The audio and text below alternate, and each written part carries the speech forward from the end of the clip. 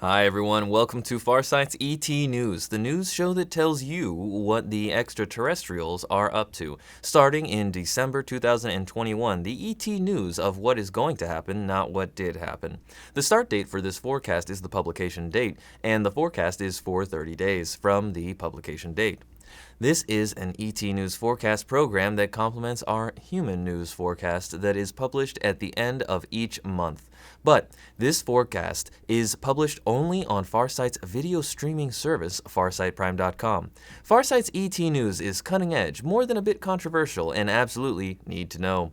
And it is what you need to know. I am Aziz Brown, standing in for Princess Janae this month, who is on holiday. I hope I'm not intruding. And she says, no, not at all. Sometimes we can forget manners when we're interacting.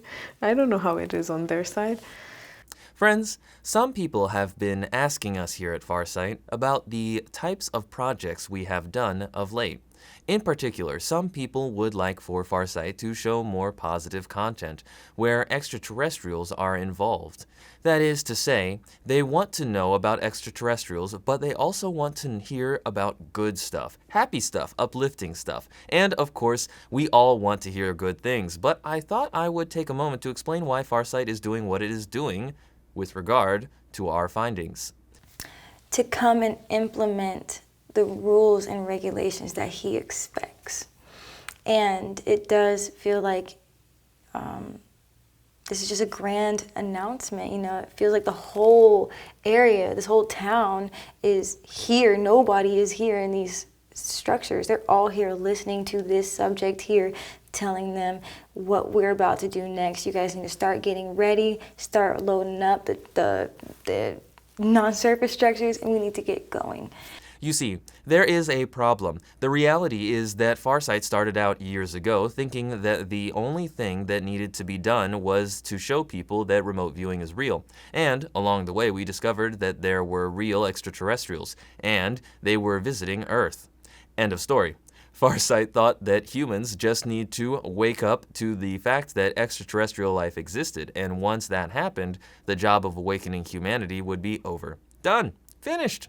Well, as it turned out, we discovered a huge amount about the extraterrestrials visiting Earth over the years, and no one was more surprised about all the negative stuff that the extraterrestrials were doing than the people here at Farsight.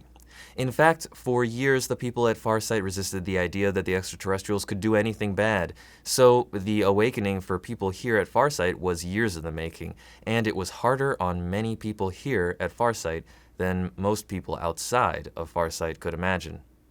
A lot of these subjects over here, these reptile-faced subjects, they were fighting back. They were shooting back at this non-surface structure, except their weapons did nothing.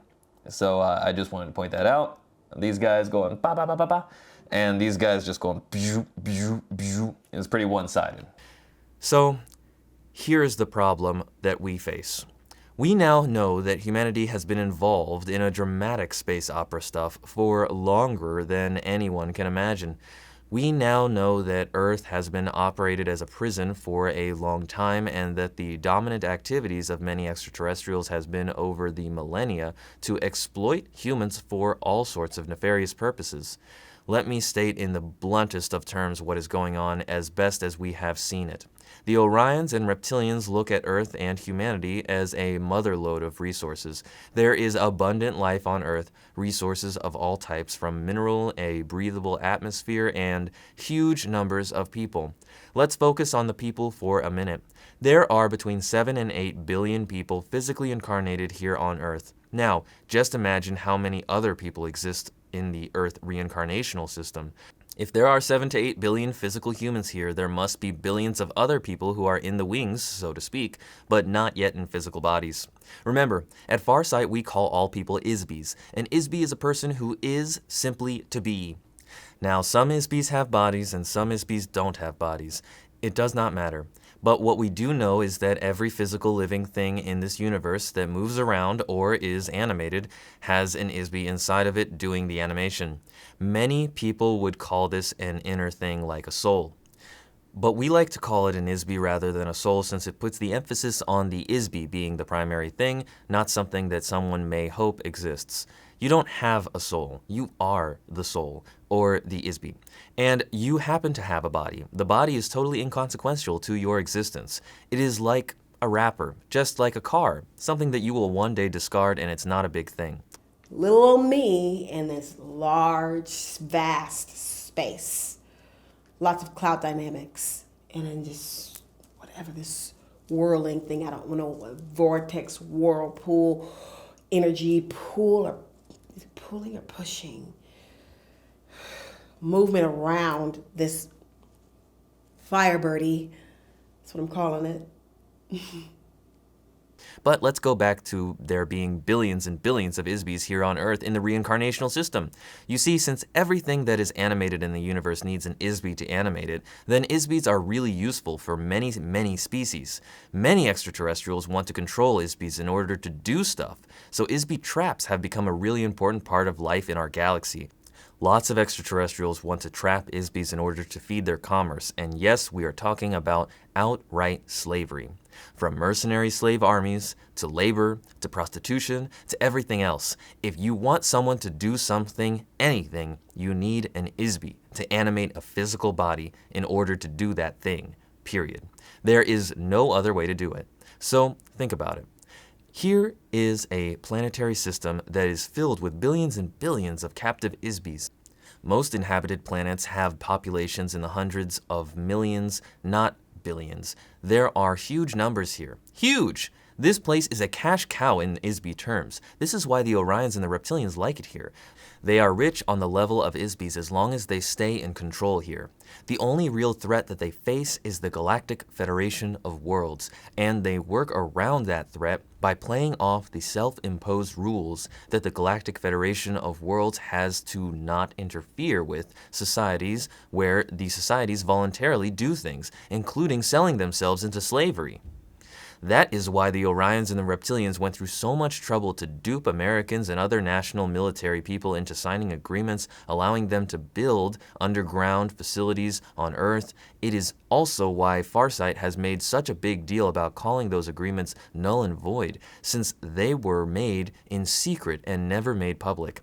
It is like someone putting you in debt without ever telling you what they are doing. There's a lot of younger subjects that are becoming more and more unhappy with the conditions, their living conditions, the conditions of their land, and these older subjects, it feels like they're somewhat responsible, or at least the younger subjects are coming to them kind of for help. But these older subjects don't really want anything to do with them. Imagine your neighbor signing a paper putting you into thousands and thousands of dollars of debt and you never knew anything about it. Would you actually owe that debt? People could then say, well, here is the paper in black and white that says you owe this amount of money. All you could do is to then say that you didn't sign the paper and you had nothing to do with it. But in the absence of you fighting back, some debt collection agencies would likely try to come after you to force you to pay. Well, that is exactly what many human leaders did to humanity. Secretly, they signed agreements that sold humanity to the worst possible extraterrestrials, and it has been downhill ever since. Now we are fighting back. That is where Farsight has found itself. We are more than a remote viewing business. We are freedom fighters. Now, look at everything of value that you see, from money to property to cryptocurrencies to stocks to bonds to anything else. Someone always wants it, always. Well, humanity is a thing of value, and there are those who want to control it. Now, if we actually told you the details of everything that we find out there, it could get everyone really depressed, and that would lower your vibration and make you vulnerable to the very extraterrestrial societies and species that we are trying to liberate humanity from. But if we don't tell you anything, then nothing will change, and the entire planet will remain in a slave farm. So, we are in a delicate position. To obtain freedom, the secrecy has to end, but to gain true freedom, there must also be hope and inspiration added to the mix. You have to know that we are winning, that we can win, that the outcome can be and will be positive. But to all of that, you must begin to know what is actually happening up there and down here on Earth. You have to know the truth. That is one of the reasons why we like you to see our defiant spirit here at Farsight. It is okay if people laugh at us. It is okay if you call us deluded. It is okay if you want to live in a dreamy, positive world that is high as a kite. But you need to see that we are brave and that we are looking at everything and anything right in the face to see the truth. You have to see that we are not afraid. This is the real gift of Farsight to humanity, the knowledge that you can see the truth without fear. What humanity needs most of all is bravery.